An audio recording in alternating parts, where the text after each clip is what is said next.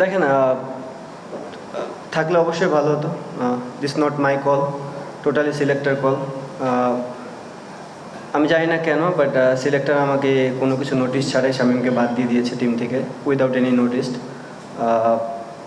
I think আমি এতদিন জানতাম যে একটা টিম যখন মানুষ হ্যান্ডেল করে অ্যাটলিস্ট ক্যাপ্টেন জানে যে কোন প্লেয়ারটা ইন হবে, কোন প্লেয়ারটা আউট হবে।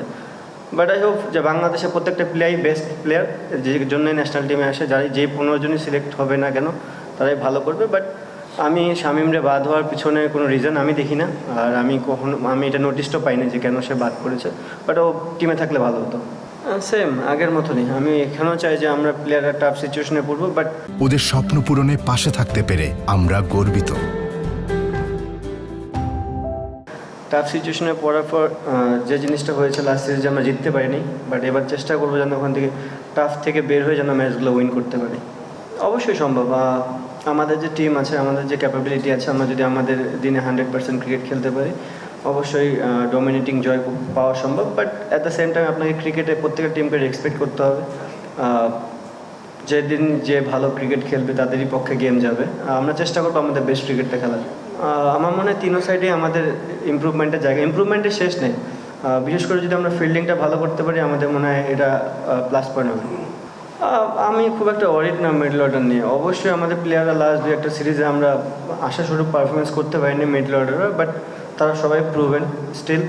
আমার মনে হয় ক্রিকেটিংয়ে কিছু কিছু সিরিজ যায়, দু একটা প্লেয়ারের যে খারাপ যায়, তারা আবার বাউন্স ব্যাক করবে, এবং আমি হোপফুলি যে তারা এই সিরিজে ঘুরে দাঁড়াবে সবাই।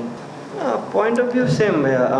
আমি আমার প্লেয়ারকে যথেষ্ট পরিমাণে সুযোগ দিব, আমার মনে হয় তারা ঘুরে দাঁড়াবে, এবং আই হোপ যে তারা তাদের যে এতদিন ইন্টারন্যাশনাল ক্রিকেটের যে অভিজ্ঞতা সেটা কাজে লাগাবে। আমার কাছে মনে হয় T20 ফরম্যাটে খেলাগুলো খুবই ভালো হওয়ারই কথা। সবগুলো টিমই T20 ফরম্যাটের জন্য ভালো দল। কলকাতায় খেলা হলে একটা বেনিফিট, যেটা আমরা ব্যাক টু ব্যাক 3টা গেম খেলবো, এটা একটা প্লাস পয়েন্ট হতে পারে। এই তো। আর আমরা চেষ্টা করবো আমাদের বেস্ট ক্রিকেটটা খেলার। Good point. আমার মনে হয় এটা আমাদের ভাবা উচিত। আপনার মাথায় যে বুদ্ধিটা এসেছে সেই বুদ্ধিটা যদি আমাদের উপর থেকে আসতো, মনে হয় খুব ভালো হতো। বিকজ ইন্টারন্যাশনাল ক্রিকেটে আপনাকে রাইট হ্যান্ড লেফট হ্যান্ড করতেই হবে। দেখা যাক এখন যে প্লেয়ারগুলোই আমাদের টিমে আছে না কিনা, তারাই এই মুহূর্তে বেস্ট, এবং আমি বিলিভ করি যে কেউ বাংলাদেশ টিমে আসবে তারা বেস্ট হয়ে দেখেই এখানে আসছে, তারা ডেলিভার করার চেষ্টা করবে। আমাকে টোটালি বলা হয়েছে সিলেক্টর প্যানেল থেকে এবং বোর্ড থেকে যে আমাকে যে টিমটা দেওয়া হবে আমাকে সেই টিমটা নিয়ে কাজ করতে হবে। সো আমার কোনো সে থাকবে না যে আমি কোন প্লেয়ারটাকে চাই, কোন প্লেয়ারটাকে না চাই। তো এতদিন জানতাম যে যখন ক্যাপ্টেন হয় মানুষ, তার একটা টিম গোছানোর একটা প্ল্যানিং থাকে। বাট রিসেন্ট কয়েকদিন আগে জানতে পারলাম যে টিমটা আমাকে দেওয়া হবে, আমার কাজ হচ্ছে সেই টিমটাকে নিয়ে বেটার কিছু দেওয়া মাঠে। ইনসাল্টিংয়ের জায়গা বলবো না, আমার মনে হয় কোচ এবং ক্যাপ্টেনের জানা উচিত। সে জায়গা থেকে আমরা কিছুই জানি না।